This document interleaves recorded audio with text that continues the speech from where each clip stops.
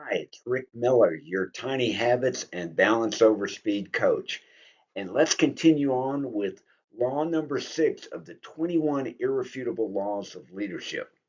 I'm excited about this one. I couldn't sit down, so you're going to get me standing up today because the law of solid ground deals with one important factor that covers all kinds of relationships, whether you're a leader, whether you're a wannabe or soon to be leader, or whether you're just somebody that's curious about what leadership's all about. This law deals with the fact that trust is the foundation of leadership. And we all know that trust runs through all of the aspects of our life. So let's get started. And one more thing at the end, I'm going to share with you a tip on one pet peeve I have when it comes to trust. When it comes to trust, we often think of sometimes the government breaks our trust, and I think we're still living under that today. Oftentimes that people will go back and think, well, that started with Watergate. But in fact, it actually started well before that. And here's the example I want to bring to you, and that is the Robert McNamara, the Vietnam War, and the Johnson administration. Robert McNamara was a whiz kid. He was president of Ford Motor Company at like 30 years old, and he was appointed under Robert F. Kennedy as Secretary of Defense. Initially, when the communists invaded Vietnam, we sent over advisors under the Eisenhower administration, and the Kennedy administration followed that. We were just there to kind of advise and let the Vietnamese defend themselves. But over time, we kept thinking that really the American people said we need to fight communism, so we started sending troops. In fact, we sent close to 200,000 troops over there. Well, guess what happened? Casualties started happening. Our soldiers were dying. It was a rough, unlike any other war we fought because it was asymmetric in the jungle.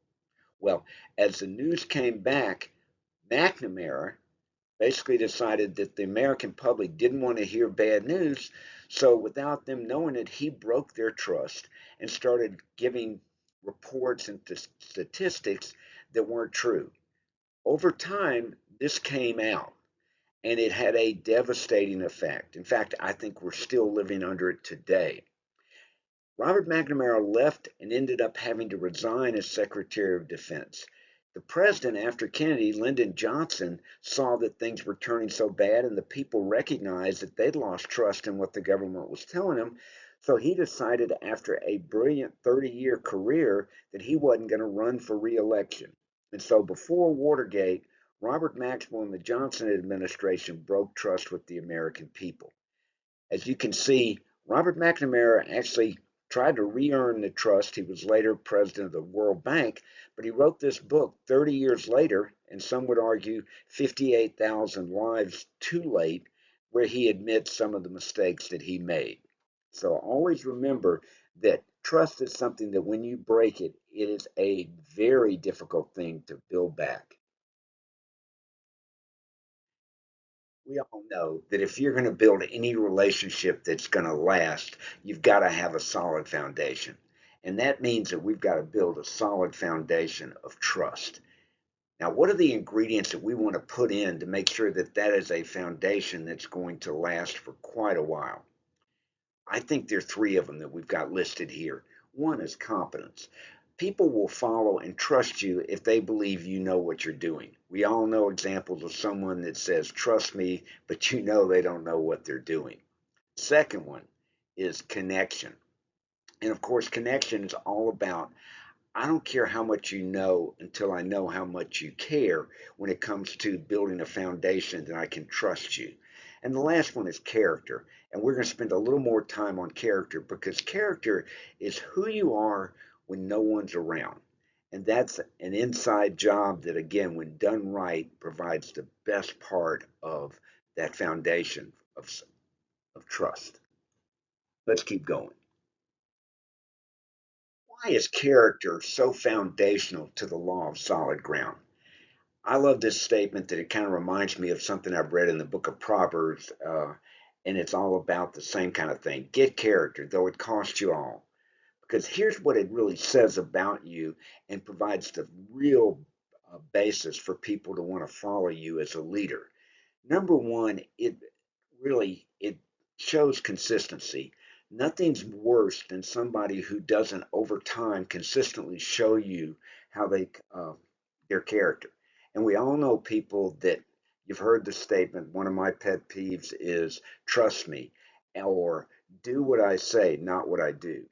You know, you and I know that we observe people's characters. They don't have to tell us about it. It's something that we observe. And consistency is one of the things that character says. I know that this person is going to do what they say they do because I've watched him do it over and over again.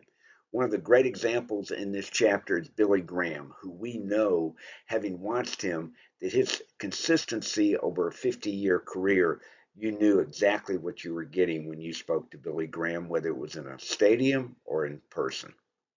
Next one is potential.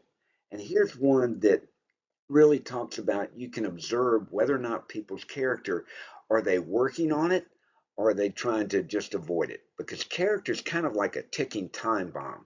That when it's there and you have potential, you see somebody working to get better, you know you can trust them to go forward.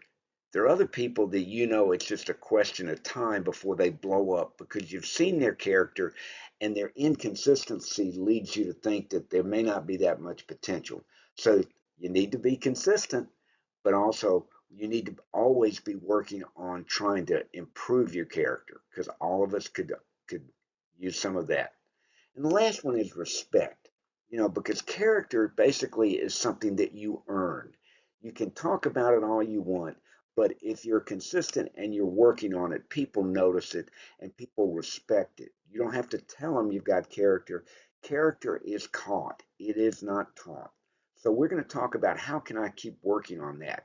Because one thing about in this chapter they talk about is your character is the only thing that walks away from your tomb. Think about that. It's a great line to work on, and we're going to talk about, well, what can I do to build my character? And as a result of that, I promise you, you're going to get respect. Okay, it's mirror time where you get to do a little self examination on your character and where you are in the law of solid ground. Here's 9 traits that are oftentimes associated with character. What I want you to do now is take these 9 items and rate them on a scale of 1 to 10, 1 being I'm terrible at it, and 10 being I could teach a course on that one, and I know if I surveyed people, they'd agree. So give yourself an honest rating, because as you know by now, that the best thing that comes from this course is your self evaluation. Gives you a sense of what you can improve and work on. So after you've done that, I've got one more thing for you to do, and we'll cover that now. Okay, now that you've rated yourself on those 9 characteristics, let's have a 30-day plan and put it into action. What I want you to do is for the next 30 days, without telling anybody, I want you to work on some of those items that were, let's say, 7 or below on your list. Here's 3 things as a suggestion that I would say could be part of that plan. For the next 30 days, I want you to focus on honesty. And what I mean by that is no more white lies. See how that works for you. Number 2, authenticity. And what I mean by that is always being yourself, because there's always times I found where I feel like I can't really say that, but you can find a way to diplomatically still express yourself and be honest about it.